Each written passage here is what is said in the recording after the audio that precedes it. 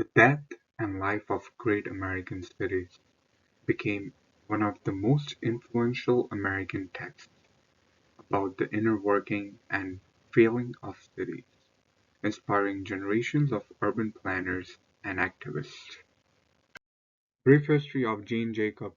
Jane Jacobs was an urbanist and activist whose writing championed a fresh, community-based approach to city building. She had no formal training as a planner, and yet her 1961 treatise, "The Death and Life of Great American Cities," introduced groundbreaking ideas about how cities function, evolve, and fail. The impact of Jean Jacobs' observation, activism, and writing has led to the planning blueprint for generations of architects, planners, politicians, and activists to practice. Greenwich Village Street Sidewalk. Jacob narrates an intricate ballad that takes place in a Greenwich Village street's sidewalk. Dance is chosen as imaginary to describe the movement of many people that walk by throughout the day. The children who walk by the center of the stage towards their school. The text is morning ritual. Workers that take the same path every day. Characters dancers, such as bearded men in motor scooters, hatted drunks, or skating teens till nightfall. As we walk down the old historical preserved houses on Fifth Ave in Greenwich Village, we can feel the sense of life that Jean Jacob is talking about in her book. We see grocery stores, musicians, and restaurants on every corner of the Greenwich Village. Washington Square Park. When a park is surrounded by a variety of different activities, it encourages diversity among users and their schedules, said Jacob in her book. This diversity of schedules ensures that the park is never fully empty and promotes a constant sense of liveliness that draws others in.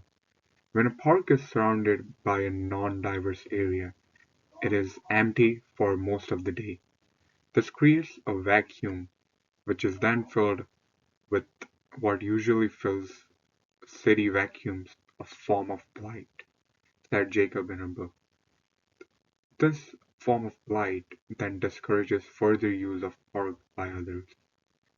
The specific use of park contributes to a population developing and promotes the purpose of the park.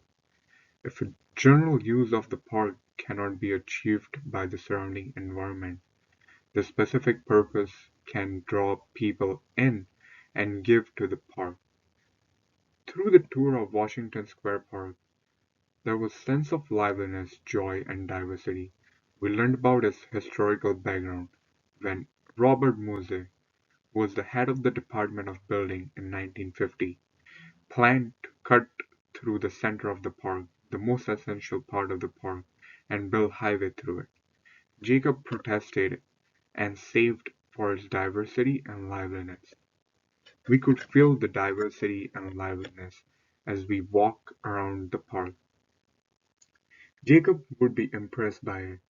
As Doctor Timothy White said, musicians in the park living Jane Jacobs' best life. The Death and Life of Great American Cities is one of the most influential and widely read book of the urbanism up to this day.